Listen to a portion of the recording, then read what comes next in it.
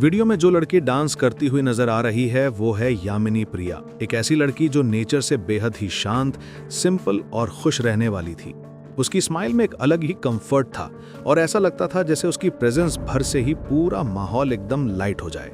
उसके अंदर बचपन से ही डॉक्टर बनने का एक सपना था, जिसके लिए वो हर दिन मेहनत करती, लेट नाइट तक जगती, नोट पढ़ती और खुद को आने वाले उस फ्यूचर के लिए प्रिपेयर करती रहती। लेकिन उसे बिल्कुल अंदाजा नहीं था कि उसके रास्ते में एक डार्क शैडो भी छिपा है, जो एक दिन उसके सपनों, उसके प्लान्स और उसकी पूरी लाइफ को ही खत्म कर देगा। 16 अक्टूबर 2025 की सुबह यामिनी ने घर से निकलते वक्त कहा कि आज मेरा एग्जाम है, इसलिए मैं थोड़ा जल्दी जा रही हूँ।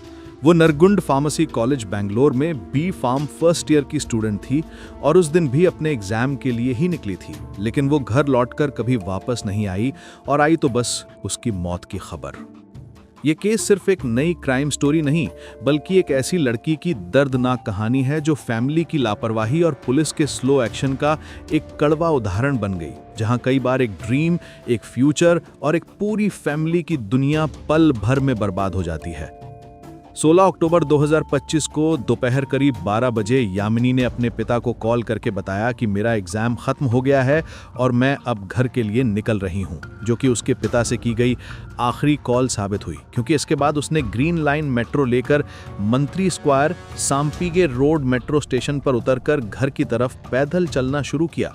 और उसी टाइम उसके साथ कुछ ऐसा घट गया जिसकी उसने कल्पना भी नहीं की थी और वो अपने घर पहुंच ही नहीं पाई।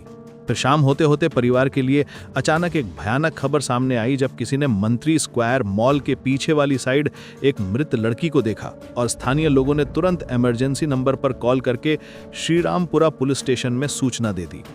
जब पुलिस वहां पहुंची तो वही लड़की यानी यामिनी प्रिया उन्हें मिली, जो अब बिल्कुल इनएक्टिव थी और जिसे ध्यान से देखने पर यह समझ में आया कि उसके गले पर एक शार्प और गहरा निशान था, चेहरे पर कई घाव थे और फेस पर लाल कलर का पाउडर था, जिसे देखते ही पुलिस को समझ आ गया कि पहले उसके ऊपर चिली पाउडर फेंका गया था और उसके बाद उसे अपना शिकार बनाया गया। जबकि यहाँ पर एक ज़रूरी बात यह है कि अभी तक उसकी मिसिंग रिपोर्ट तक नहीं लिखवाई गई थी, क्योंकि ये सब उसी दिन हुआ और उसी शाम सामने भी आ गया। इसके बाद पुलिस ने तुरंत यामिनी के पिता गोपाल को कॉल करके बताया कि उनकी बेटी मंत्री स्क्वायर मॉल के पीछे वाली साइड में घायल अवस्था में मिली है।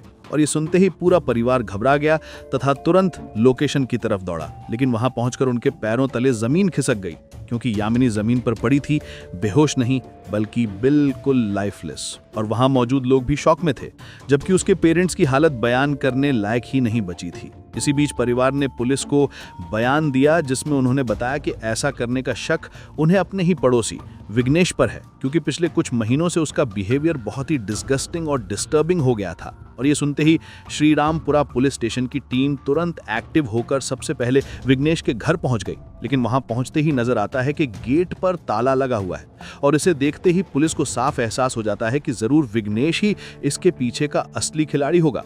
जिसके बाद नॉर्थ डिवीजन के डीसीपी BN निमागोड ने इन्वेस्टिगेशन को तेजी से आगे बढ़ाने के लिए 3 अलग-अलग टीम्स बना दी और उसी समय सर्च ऑपरेशन शुरू कर दिया गया, जहां सीसीटीवी फुटेज चेक हुए, मोबाइल लोकेशन ट्रेस की गई और आसपास के लोगों से पूछताछ शुरू कर दी गई, क्योंकि इस केस में हर एक मिनट शायद बहुत सारे एविडेंस लूज करा सकता था। आखिरकार लगभग 24 घंटे के अंदर यानी 17 अक्टूबर 2025 की दोपहर को पुलिस ने मुख्य आरोपी विघ्नेश को उसके ही साथी हरीश के घर से पकड़ लिया।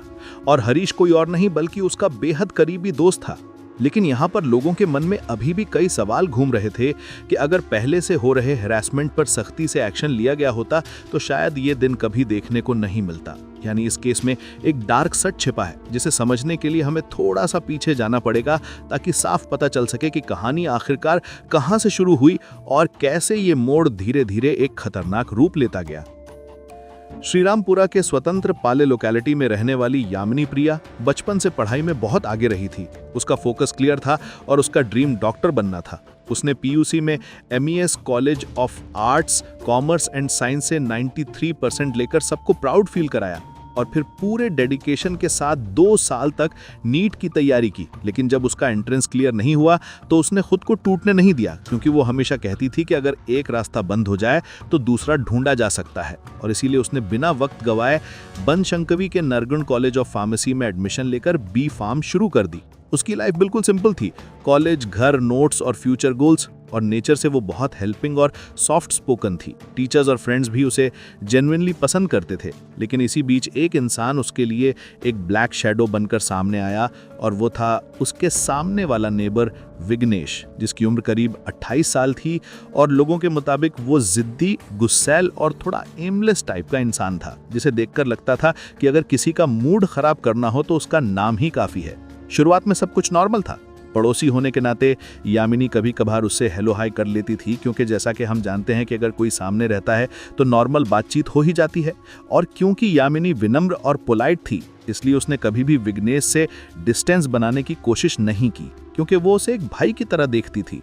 जबकि दूसरी ओर विग्नेश भी यही दावा करता था कि तुम मेरे होते हुए डरने की जरूरत नहीं है, और अगर कोई प्रॉब्लम हो तो मुझे बताना, मैं सॉल्व करने में मदद करूंगा।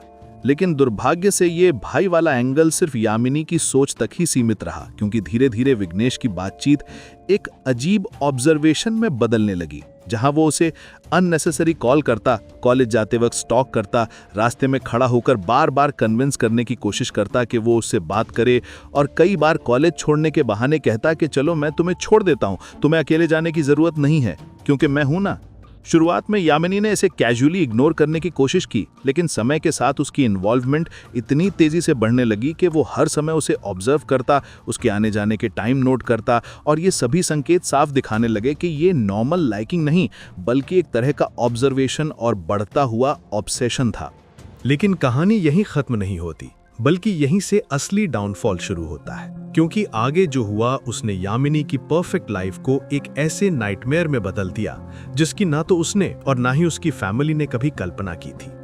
असल में विग्नेश ने अपने कुछ लोगों के साथ मिलकर मिशन यामिनी प्रिया नाम से एक व्हाट्सएप ग्रुप बना रखा था, जिसमें वो दिन भर यही पूछता रहता था कि वो अभी कहाँ है, किसके साथ गई है, और लोकेशन भेजो। मतलब उसकी हर मूवमेंट पर नजर रखी जा रही थी।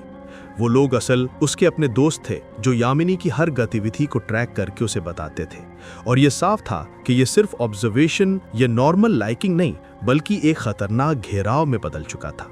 हालत तो ये थी कि उसने अपने घर वालों तक को इसमें शामिल कर लिया था, और काफी खींचातानी के बाद विग्नेश के परिवार वाले एक दिन रिश्ता लेकर यामिनी के घर पहुंचे कि उनके बेटे से उसकी शादी करवा दी जाए। लेकिन यामिनी के परिवार ने साफ इनकार कर दिया, और इसी इनकार ने विग्नेश को अंदर से पूरी तरह शैतान बना दिया। इतना ही नहीं, आने वाले दिनों में जब अप्रैल 2025 आया, तब गरगा त्योहार के दौरान जहां सैकड़ों की भीड़ उमड़ी हुई थी, उसी भीड़ में विग्नेश ने अचानक यामिनी के गले में जबरदस्ती मंगलसूत्र डाल दिया और पागलों की तरह चिल्लाने लगा कि अब ये मेरी पत्नी है। और ये कोई नॉर्मल इवेंट नहीं था, बल्कि यामिनी के इमोशंस के साथ खुलेआम खिलवाड़ था, जिससे वो डर भी गई और गुस्सा भी हुई।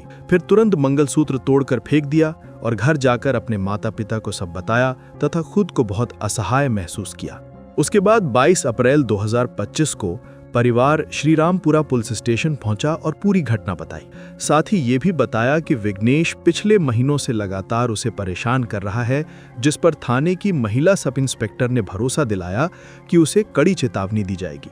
फिर पुलिस ने विग्नेश को बुलाकर डांट फटकार लगाई और कहा कि अगली बार ऐसा हुआ तो जेल भेज दिया जाएगा। और विग्नेश ने मान भी लिया कि वो अब कभी यामिनी को परेशान नहीं करेगा। लेकिन यही सबसे बड़ी गलती हुई, क्योंकि यामिनी के माता पिता भी नहीं चाहते थे कि उसकी वजह से विग्नेश की जिंदगी बर्बाद हो या कोई बड़ा मामला बने, क्योंकि वो पड़ोसी था। और इसी भावना के चलते उन्होंने इस केस को यहीं शांत होने दिया, ये सोचकर कि वो वैसी हरकत नहीं करेगा।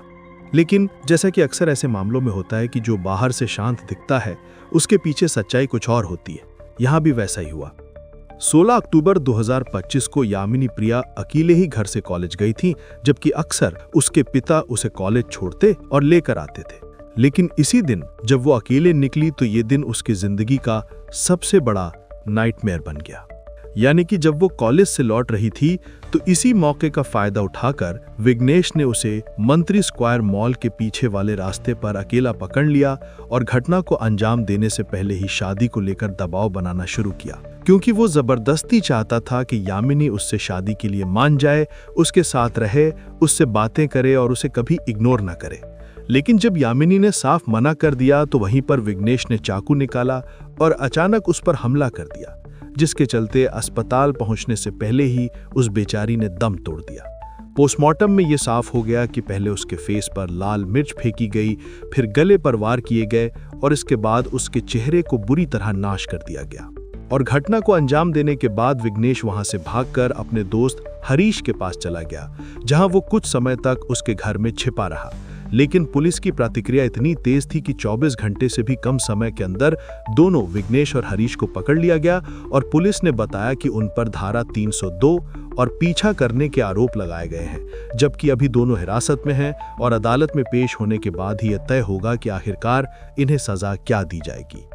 भले ही पुलिस ने इस केस में फास्ट एक्शन लेकर जल्दी गिरफ्तारियां कर ली हों, लेकिन परिवार और लोकल कम्युनिटी का अभी भी यही कहना है कि अगर पहले की शिकायत पर पुलिस ने सही से कदम उठाए होते, इनफैक्ट परिवार और पुलिस दोनों ने ही अगर उस समय कोई नरमी न दिखाई होती और कड़ी से कड़ी कार्रवाई की होती, तो शायद आज ऐसी घटना होती ही नहीं। फिलहाल आज का केस यहीं समाप्त होता है। इस केस को लेकर आपके क्या विचार हैं, कमेंट में जरूर बताएं। और ऐसे ही इंटरेस्टिंग क्राइम केसेस देखने के लिए हमारे चैनल को सब्सक्राइब करें। हम फिर मिलेंगे एक नए केस के साथ। तब तक के लिए नमस्कार और ध्यान रखिए।